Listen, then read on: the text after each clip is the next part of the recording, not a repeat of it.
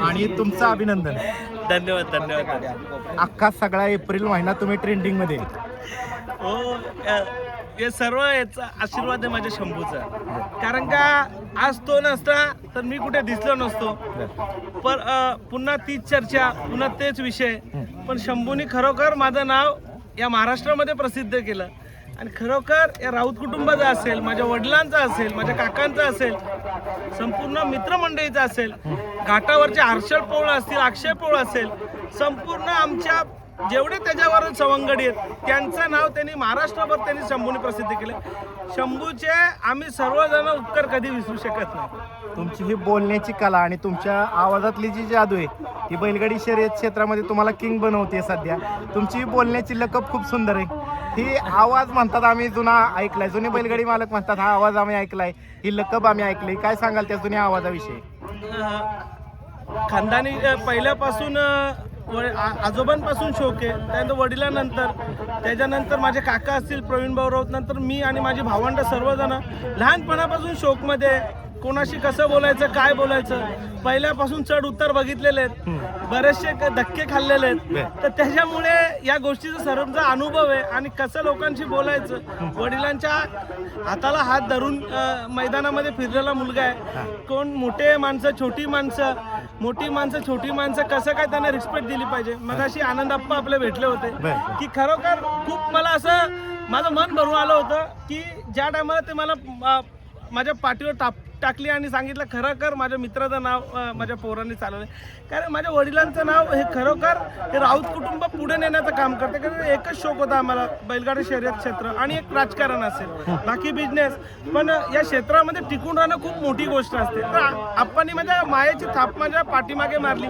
खरोखर आमचा पट्ट्या या खरोखर बैलगाडी शर्यती क्षेत्रात चांगला खेळ करतो. आम्ही घरी येऊन मुलाखत होईल तेव्हा होईल, तुमचं घर दाखवू, गोठा दाखवू. मात्र प्रेक्षकांना जाणून घ्यायचं की आकाश भाऊ राऊत यांचं कुटुंब बैलगाडी शर्यत क्षेत्रामध्ये तर मोठं आहे, मात्र उद्योग व्यवसाय काय आहेत तुमचे आणि राजकीय परिस्थिती, राजकीय पदभार कुठला कुठला आहे?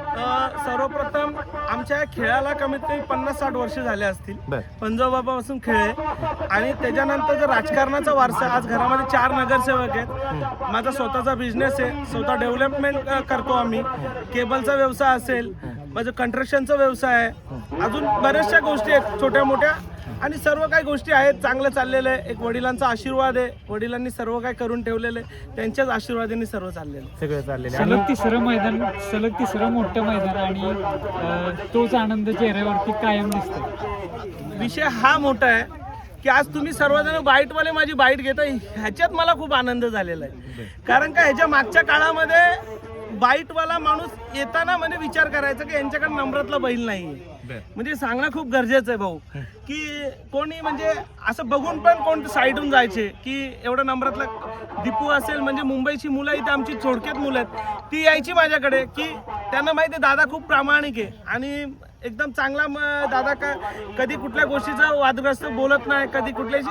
मी बघा भाऊ, बैलगाडी शर्यत टिकली पाहिजे याच्यासाठी मी बोलत असतो. मला माहिती आहे याच्या पहिले कठीण काळात आपण काय संघर्ष केलेला आहे. पोलीस यायचे तेव्हा आपण 10-5 किलोमीटर पळायचो.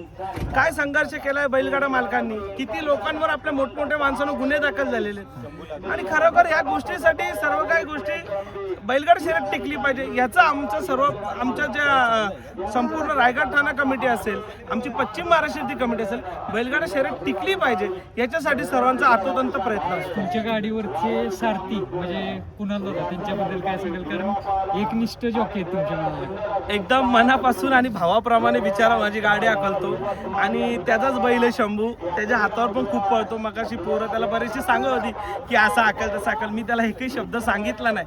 मला माहिती आहे तो काय करणार आणि कशी हाकलणार.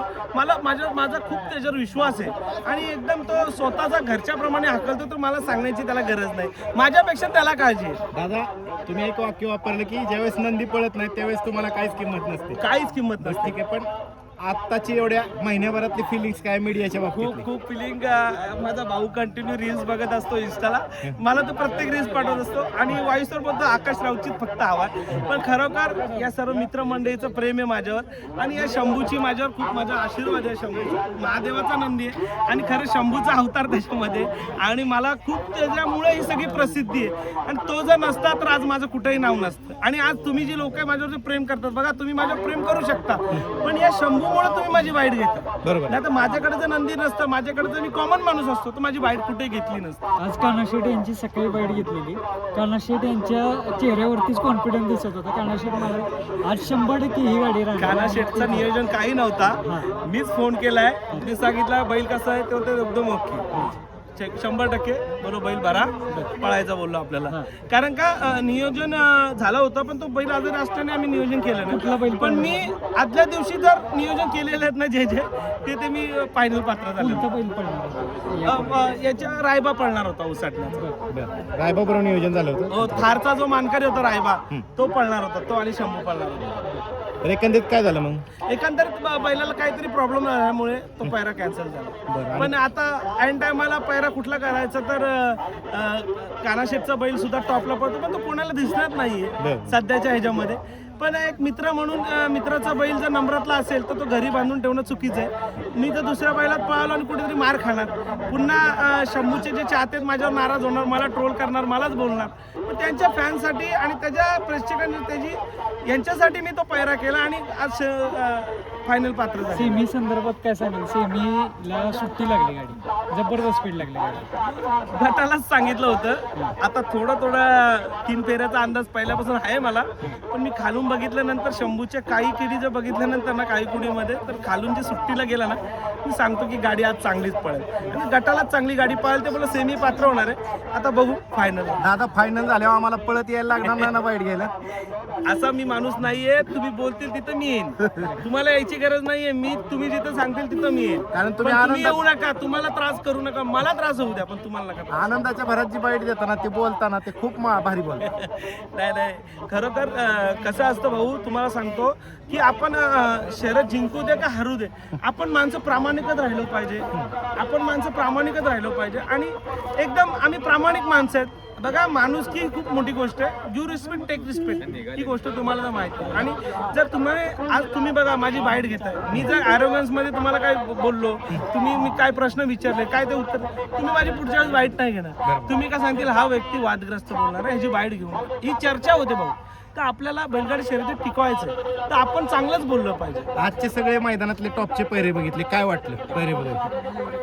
सर्वांचे टॉपचे आहेत आणि आमचा मेहरबान सुद्धा टॉपचा आहे पण तो कुठेतरी दिसत नाही. तर बरेचशा लोकांना खंत होती की शंभू आज सेमीला मार खाईल. आज प्रेक्षकांच्या मनातील जोडी पाहिली, मथुर आणि भुंगा, त्या जोडी संदर्भात काय सांगाल? ती मीच जोडून आणलेली गोष्ट आहे. मिलिंद शेठ असतील, आमचा राहुल शेठ असेल, माझा भाऊ आहे, 2 भाऊ आहेत, आम्ही 3 भाऊ आहेत. आज खरं त्यांना माहीत नसेल बहुतेक की शंभू सेमीला पात्र झालाय. 100% ते येतील. आणि एक आमची मित्रता खूप मोठी आहे आणि तिन्ही नंदी खूप टॉप पळतात. तर मित्रांचे सगळे आमच्या तिघांचे नंदी खूप टॉप पळतात. एकामेकामध्ये ह्याच्यानंतर नंदी पळत राहतात. त्या दिवशी जे मैदान झालेलं त्यावेळेस राहुल दादा आणि तुम्ही एका जोट्यावर होता. आज आम्हाला तिघांना पण एका जोट्यावर 100% दिसेल. एका गाडीत बसले, गाडीवर बसलेलो. एका गाडीवर एका छकड्यावर 100% तिघं पण असतात. त्यात तुम्ही मित्र दिसणार. तुम्ही मध्ये आणि दोन्ही इकडच्या साईडला राहुल दादा आणि इकडच्या साईडला मिलिंद शेठ. बारका भाऊ मध्ये दोन्ही भाऊ मोठे बाजू. बरं चालतंय, धन्यवाद दादा.